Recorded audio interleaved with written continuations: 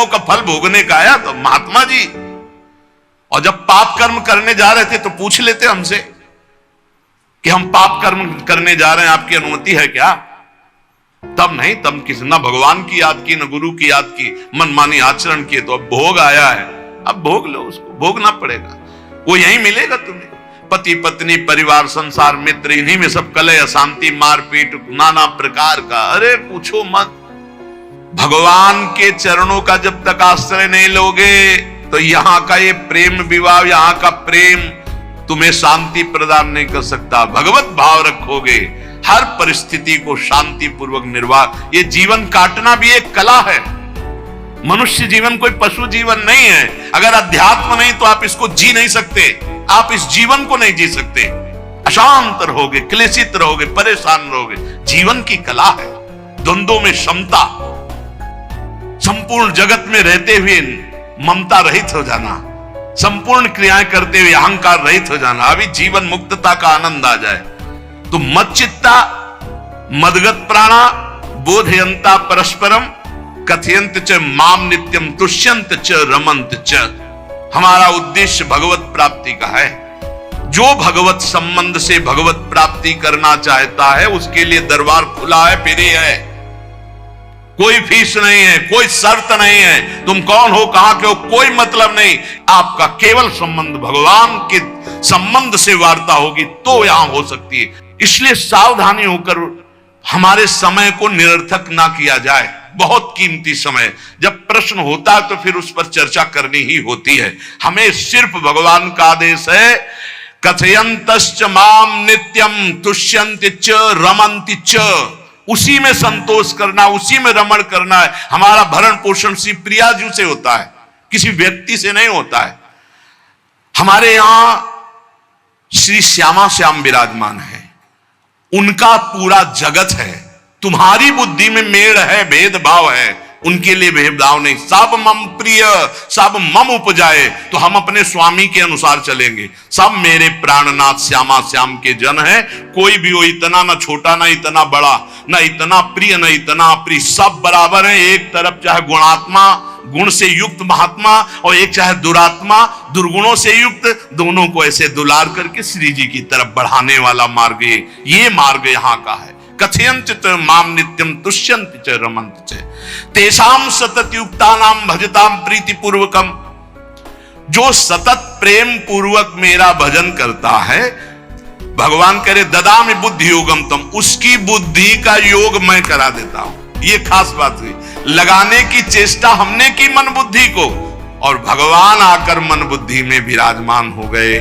तेषामेवानुकंपार्थ महमज्ञानजं तमः नास्यात्म्यात्म भावस्थो ज्ञान दीपेन भास्वता। भगवान कृपा करके उसके हृदय में ज्ञान प्रकाशित कर दिया। जब कोई सतत भजन करता है, प्राण प्रभु को समर्पित कर देता है, चित्त प्रभु में लगाए हुए प्रभु की चर्चा, भगवान उसके अंदर ज्ञान प्रकाशित कर देते, तो वो अनात्म भाव जो देह भाव था उसका नाश हुआ और वो भगवत भाव में स्थित हो जाता है। भगवान कह रहे हैं मच्चित्तः सर्व दुर्गाणि मत प्रसादात् तरिष्यसि। जब कोई मेरे में चित्त लगाता है तो मेरी कृपा से सारे दुर्गुणों का नाश हो जाता है। महात्मा तो भगवान बनाते हैं। करो सत्य ते साधु समाना, मैं उसे साधु बनाऊं। हमारा कर्तव्य, हमारा चित्त प्रभु में लग जाए। मेरा चिंतन करो, भगवान का आदेश है। बस खास बात है चिंतन। हमारी प्रारंभ से विशेष श्रद्धा इसी बात में रही गुरु शब्द पे कि रात दिन कोई भी चेतना युक्त क्षण ऐसा ना जाए जिसमें भगवत विमुखता हो। बस इसी बात की साधना जीवन भर रही। प्रारंभ में गुरुदेव ने कह दिया जब तक चेतना है तुम्हारे में तो तुम्हारा जागृत अवस्था का चेतना युक्त एक भी क्षण व्यर्थ नहीं जाना चाहिए। तो गुरु कृपा से यही प्रयास रहा है कि हमारा एक भी मिनट भगवान से विमुख न जाए। पूर्व में ऐसी स्वभाव वृत्ति बनाई थी कि लोगों को ये शंका होती थी कि ये बोल पाते हैं कि नहीं बोल पाते हैं, अर्थात इनके वाणी है कि नहीं है। मूक, मौन, जटाओं का बोझा, एक वस्त्र, बस शांत। बुलाया गया, घंटा बजा तो पहुंच गए प्रसाद लिए, उसमें एकांत, हर समय मंत्राग। कथा में बैठे हैं, अनुकूल वचन आया तो सुन लिया, नहीं पूरा का पूरा सत्संग ऐसे ही चला गया। हमारा मंत्र चल रहा है, एक क्षण भी मंत्र से बिलग नहीं। हमारा कर्तव्य है केवल चिंतन, चिंतन करोगे तो अभी मुक्त हो, अभी परिणाम में नहीं। अभी हम राधा बोल रहे हैं, अभी प्राण निकले, अभी श्री जी के पास पहुंच जाएंगे।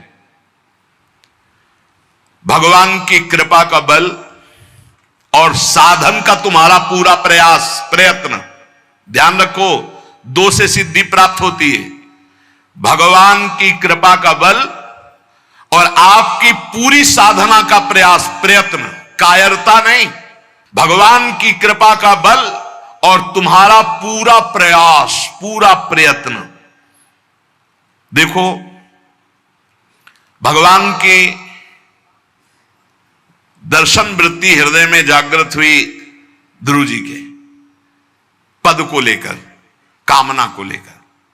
मैं भगवान का साक्षात्कार करूंगा, उनसे वरदान मांगूंगा कि मुझे सबसे श्रेष्ठ पदवी की प्राप्ति हो। चले,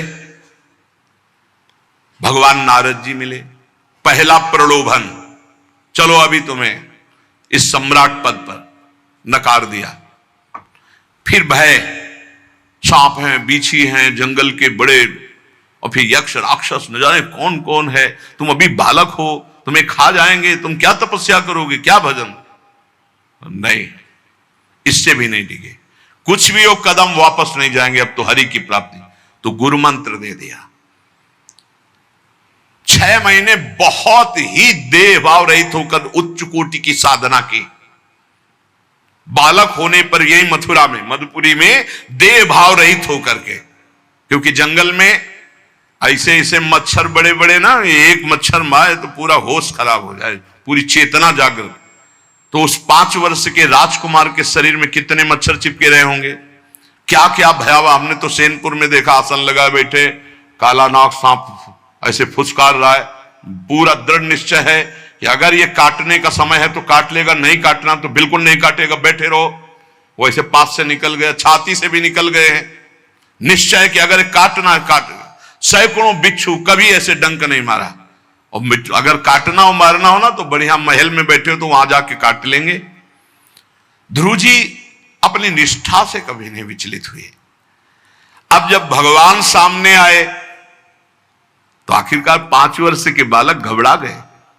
भगवान का तेज, भगवान का रूप, भगवान की महिमा। भगवान मुस्कुराए, कृपा दृष्टि से देखे, बल मिला, भगवान को देख पा रहे हैं। अब मन में आया कि मैं स्तुति कैसे करूं, क्योंकि कोई ज्ञान तो है नहीं। भजन किया, भगवान की प्राप्ति हो रही, लेकिन अब कोई ऐसा ज्ञान तो है नहीं जिससे भगवान का स्तवन करे। भगवान की तरफ देख करके कुछ कहना चाहते हैं, पर क्या भगवान को कहें ये ज्ञान नहीं। तो भगवान ने अपने ज्ञान स्वरूप शंख का ध्रुव जी के कपोल पे स्पर्श करा दिया। जो भगवान कह रहे, ज्ञान तो मेरी कृपा से होता है। अभी पीछे इस श्लोक में भगवान ने कहा, तेसा मेवानुकंपार्थ महमक ज्ञानजम तमह नाशयाम्यात्म भावस्थो। अनात्म भाव का ये जो आत्मस्वरूप अनात्म देह में भाव आ गया है, इसके नाश का जो ज्ञान होता है ये भगवान की कृपा से होता है। जे भी संग छुआया दिव्य ज्ञान और भगवान की दिव्य स्तुति की। तो ये देखा जाता है कि भगवान की कृपा से ही साधक में दिव्यता आती है, दिव्य ज्ञान आते हैं। पर प्रयत्न अपना होना चाहिए। प्रयत्न था तभी तपस्या में आए, नहीं तो प्रलोभन में फंस जाते या भय में डर जाते। ना प्रलोभन में फंसे चक्रवर्ती सम्राट पद देने पर, और ना भय में फंसे कि सांप बीछी और सिंह खा जाएगा, इससे भयभीत नहीं हुए। और प्रयत्न इतनी जोर का किया, आप भागवत में पढ़ लीजिए, देह भाव रहित होकर कितना कठोर तप, 6 महीने में भगवत साक्षात्कार। आत्मबल, भगवत कृपा बल। ये मन है बहुत डराता है, कैसे जिएंगे, बुढ़ापे में कौन सेवा करेगा, क्या दुनिया का प्रपंच खड़ा कर देता है। इसको इसी ज्ञान से काटो, भगवान है ना, भगवान सब करेंगे। भगवान के लिए हमने जीवन दिया है, ये जीवन भगवान के लिए हार, अरे दिव्य हो जाओगे, रिद्धियां सिद्धियां हाथ जोड़े खड़ी रहेंगी। भगवान जानते हो क्या भगवान है? हम एक बार भगवान के नाम पर अपने आप को न्यौछावर तो करके देखें, पर यह अहंकारी जीव मानता नहीं है, ये अहंकार का बल लिए रहता है। आसुरी प्रकृति है ये अहंकार।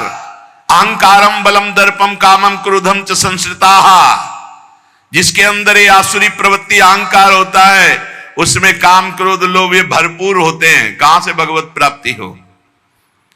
जहां ये दुश्मन रहते हैं वो घर तो तुमने सुरक्षित दे रखा है दुश्मनों को। आसुरी प्रकृति को तुमने अहंकार को अपना स्वामित्व दे रखा है। मैं वो अहंकार जिसके साथ प्रकृति लगती है। जब अहंकार और बढ़ जाता है तो ईश्वरोहम अहम भोगी सिद्धोहम बलवान सुखी। तरंग से समुद्र नहीं होता, समुद्र से तरंग होती है। हम जितने भी हैं सब तरंग हैं उस परमात्मा की। वायु विकार नष्ट हुआ, समुद्र में ही लीन हो गए, ये बात है। लेकिन एक तरंग समुद्र नहीं पैदा कर सकती। एक सूर्य चमक रहा, कोई बंद के सूर्य दूसरा चमक के दिखाए? बहुत सावधानी से उपासना करो। ये अहंकार भगवान कह रहे हैं, भगवान ये जो अहंकारम बलम दर्पम कामम क्रोधम च संश्रिताः, इस अहंकार को नहीं मिटाया तो ये अनुभव कराने लगता है और चार बोलने लगते हैं कि आप तो भगवान हैं। तो धर्म सम्राट करपात्री जी इतने सिद्ध महापुरुष और विश्वेश्वर विश्वनाथ जी की स्थापना करके रात दिन आराधना, काशी में बड़े बड़े सिद्ध महापुरुष भगवान शिव की आराधना करते, बड़े बड़े सिद्ध महापुरुष भगवती अम्बा की आराधना करते। ये कौन सा ज्ञान प्रकट हो जाता है जो भगवत स्वरूपों का अपमान होने लगता है? मुझे यही समझ में नहीं आता। गुरु रूप से हमें शास्त्र के आचरण देने आए, मनमानी भ्रष्टाचार सिखाने नहीं आए।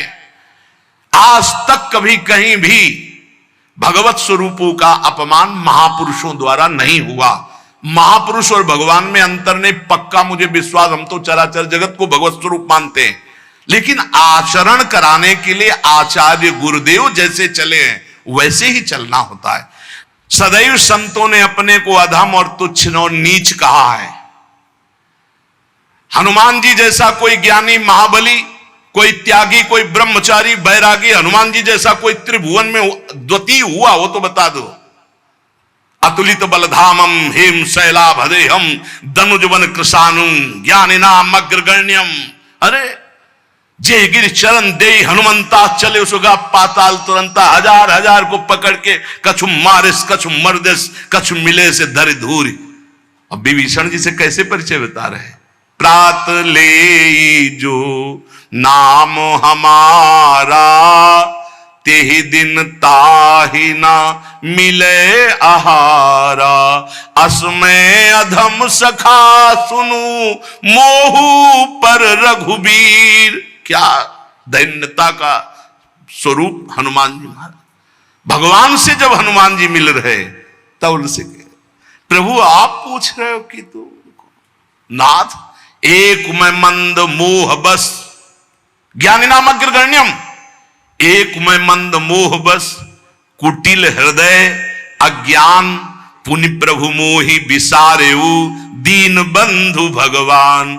जय प्रणतारित भंजन चरणों में लौट गए हनुमान जी महाराज। सबरी जी भगवान सामने बैठकर स्तुति करते हैं। जो नवधा भक्ति है वो उपदेश नहीं है, सबरी जी की स्तुति है। ये सब भक्ति सबरी जी में विराजमान, क्योंकि उसी समय सबरी जी भगवत धाम जाती है तो उपदेश तो उसको दिया जाता है जो आचरण में उतारे। सबरी जी तो सिद्ध महापुरुष अभी भगवत धाम जा रहे हैं भगवान के सामने ही। वो क्या कहती? अधम ते अधम अधम अति नारी तिन मह में मति मंद अघार। हरिवंश महाप्रभु क्वाहम तुच्छ परम अधम प्राण्यो गर्ह कर्मा यत् नाम स्फुरति महिमा हरेश वृंदावनस्य। इन सब बड़े बड़े आचार्य महापुरुषों ने भगवान की दास्ता स्वीकार करके जीवन अर्पित करके आचरण करके दिखाए। जहां ये आसुरी अहंकार होता है तो ईश्वरोहम महम भोगी सिद्धोहम बलवान। ये सिद्धावस्था नहीं है, ये तमोगुणी आसुरी अहंकार का परिणाम है जो ये दिखाई देता है भगवत स्वरूपों का अपमान करके। नहीं, यद्यपि अभेद है वो महापुरुष शिव और वो अभेद है, पर आचरण जब करेगा तो स्वामी और सेवक का करेगा। काशी नगरी सिद्धों की नगरी है, ज्ञानियों की। देखा बड़े बड़े सिद्ध परमहंस जाते हैं शंकर जी के दर्शन करने, विश्वनाथ जी के, तो जिनके कमंडल भी नहीं, दिगंबर है ना, तो वो भी ऐसे हाथ उठा के नमः पार्वती पते, और बस ऐसे सर झुकाए खड़े रहते हैं। जल भी नहीं है, पत्र भी नहीं है, ऐसे वो हम सब खड़े खड़े घंटों खड़े रहते। तो वहां के शिव पार्षदों से ऐसा करुणा में प्रेम हो गया था कि वो हमें नहीं हटाते थे, तो एक कोने में घंटों खड़े रहते थे और दर्शन करते रहते थे भगवान विश्वनाथ जी। तो जैसे ऐसे अवधूत आते, न कोई जल का कमंडल है, न कोई पत्र है, न पुष्प, नजदीक गए और नमः पार्वती पते हार हार महादेव, बस सर झुकाए, ये है। और स्वयं शिव स्वरूप है, इतना अंतर नहीं ब्रह्मबोध में। भक्तों में भी कभी कभी आम प्रकट होता है, वो वाणी से आपको दिखाई देगा, लेकिन वो आसुरी अहंकार नहीं होता। ध्यान रखना, ये उनका भागवतिक बल होता है, ये आसुरी अहंकार नहीं होता। जैसे जनक जी की सभा लगी हुई है, भगवान श्री राम लक्ष्मण जी विराजमान है विश्वामित्र जी के समीप बड़े सौम्य भाव से। जनक जी महाराज ने देखा कि बड़े बड़े वीर आए, पर धनुष यज्ञ में धनुष को अजगों को कोई उठा ही नहीं पाया, खंडन की तो बात जाने दो। रावण बाणासुर आया, आरती प्रणाम करके चले गए। अब आशा ही खत्म हो गई, कोई उठाने वाला ही नहीं, तो उन्होंने कहा वीर विहीन मही मैं जानी। अब मैं आज जान गया कि पृथ्वी वीरों से रहित हो गई। अगर मैं ऐसा जानता कि इस भूमंडल में कोई वीर ही नहीं अजगों का खंडन करने वाला, तो मैं ऐसा प्रण नहीं लेता, मेरी जान की कुंवारी रह जाएगी। ऐसे विकल होके वीर विहीन मही मैं जानी। जनक जी ने इतनी बात जेव ही कही तो लक्ष्मण जी कूद पड़े सिंह शावक की तरह उछलकर, और कहा कि जहां रघुकुल भूषण भगवान श्री राम विराजमान हो जनक, ये बड़ी तुमने निराशापूर्ण बात कैसे कह दी? तुमने ऐसी बात कह दी जहां रघुकुल भूषण भगवान श्री राम विराजमान है। ताल ठोकी और कहा अगर इनका इशारा हो जाए, समझो, जो तुम्हारी अनुशासन पाऊं, कंदुकी ब्रह्मांड उठाऊं, काचे घट जिमी डारों फोरी, सकऊं मेरु मूलक जिमी तोरी, कमल नाल जिम चाप चढ़ाऊं, जो जन सत प्रमाण ले धाऊं। हे जनक, जहां रघुनाथ जी विराजमान होते वहां ऐसी बात नहीं कहते। तुमने ऐसी बात कैसे कह दी? अगर मेरे स्वामी का आदेश हो जाए अभी तो पूरे ब्रह्मांड को कच्चे घड़े की तरह तोड़ दूं। ये अजगौ पुराना 100 योजन एक बार में दौड़ते हुए जाऊं और इसको ऐसे कमल लाल की तरह तोड़ दूं, मेरे स्वामी का आदेश हो। यह अहंकार नहीं है। पहली बात कही, जो तुम्हार अनुशासन पावो, अगर मेरे प्रभु श्री राम की आज्ञा हो जाए। और लक्ष्मण जी ने एक बात और कही कि तोरों छत्रक दंड जिमि तव प्रताप बलनाथ, आज के बाद कभी धनुष स्पर्श नहीं करूंगा यदि मेरी बात झूठी हो जाए। आपके प्रताप से इसे बरसाती छत्ते की तरह तोड़ दूं इस अजगौ को, अगर आपका आदेश हो। तो प्रताप बलनाथ, यह अहंकार नहीं है, यह भक्त का भगवत प्रताप है। दशानन कह रहा है, अरे मुझे क्या भय, तेरी सभा में अगर कोई वीर हो तो मेरा पैर उठा दे। मैं राम जी का एक छोटा सा सेवक हूं, तू मेरे प्रभु को बार बार मनुष्य कह रहा है, मैं जिनका सेवक हूं। तेरी सभा में तू जो अपने सभा बलों के बल पर बलवान होकर कहता है कि ये सब आहार है, तो मैं उनका एक छोटा सा दूत हूं। अगर कोई मेरा पैर उठा दे तो जानकी जी को राम जी हार जाएंगे, वापस चले जाएंगे। राम प्रताप सुमिरपन रूपा।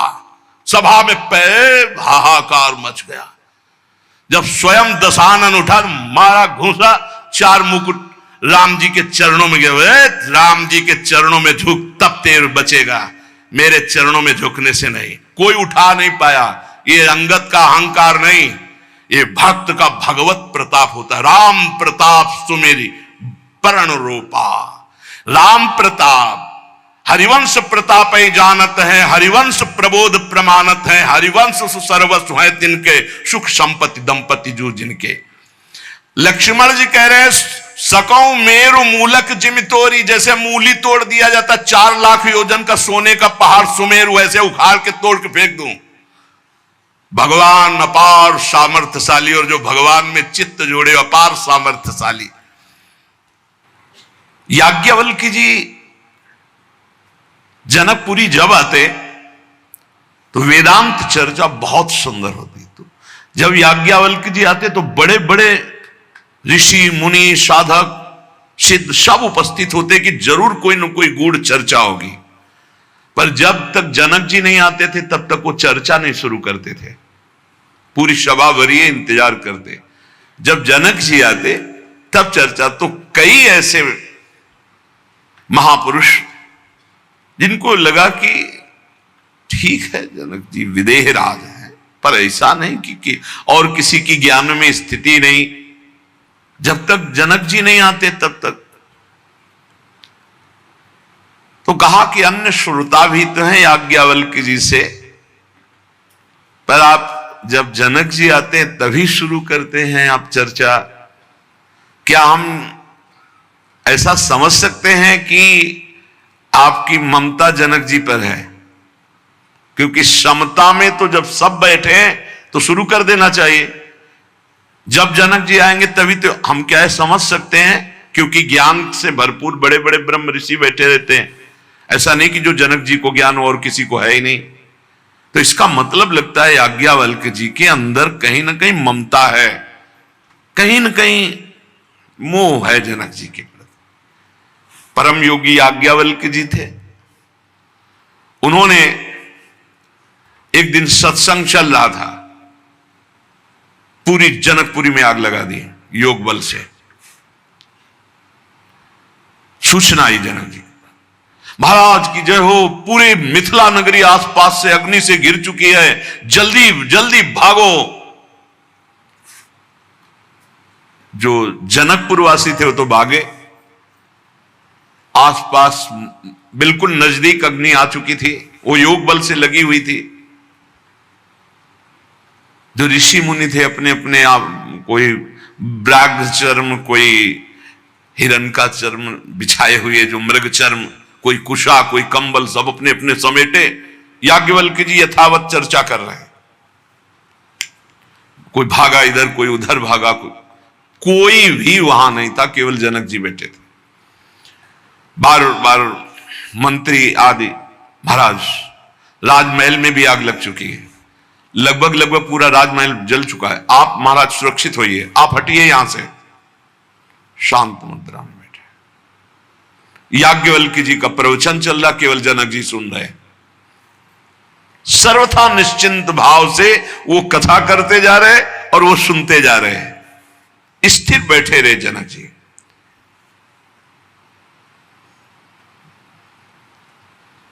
धीरे धीरे योग बल, किसी को पता नहीं था, योग बल से धीरे धीरे आग को शांत की। और तो नहीं आ पाए, जनकपुर वासी सब बड़े खेद में थे कि जब आग लग गई, ये जल गया, वो जल गया, वो जल गया। ऋषि मुनि बैठ गए आगे। फिर याज्ञवल्क्य जी ने कहा, विदेहराज जनक, सर्वस्व मिथिला में जल गया, राजमहल भी जल गया, बार बार सूचना हुई, सब महात्मा लोग अपने कमंडल आसन लेकर के हट गए, आप क्यों नहीं हटे? महल में आग लग गई, सर्वस्व नष्ट हो गया, आपको तो देखना चाहिए, आप राजा हैं। जनक जी ने कहा, महल की क्या बात, अगर इस शरीर में भी आग लग जाती तो हमें क्या फर्क पड़ता? नैनम छिन्नन्त शस्त्राणि नैनम दहति पावका न चैनम क्लेदयन्त्यापो न शोषयति मारुता। क्या ज्ञान ये प्रवचन के लिए ही केवल है? ये अनुभूत विषय है। मेरी आत्मा है आग, वो इस शरीर को नष्ट कर सकती है, आत्म तत्व को नहीं, और मैं आत्मस्वरूप हूं, क्या फर्क पड़ता है? महल जल गया, जलने वाली चीज जल गई, शरीर जल जाता, जलने वाली चीजें जल जाएगी, आत्मस्वरूप में नहीं। सब महात्माओं की तरफ देखा याज्ञवल्क्य जी ने कि आप सबके पास क्या था, इनके पास तो पूरा राज्य भस्म हो रहा था, महल भस्म हो रहा था, शव स्थिति थी, आप अपना अपना बाघंबर मृग चर्म लेकर। तो ब्रह्म ज्ञान केवल बातचीत का विषय नहीं है, स्थिति का विषय है। ऐसे चाहे वो भगवत भक्त हो या ब्रह्म ज्ञानी हो, दोनों ब्रह्म ज्ञानी की दृष्टि में ब्रह्म के सिवा कुछ नहीं, भगवत भक्त की दृष्टि में आराध्य देव के सिवा कुछ नहीं, फिर चिंता शोक भय किस बात की।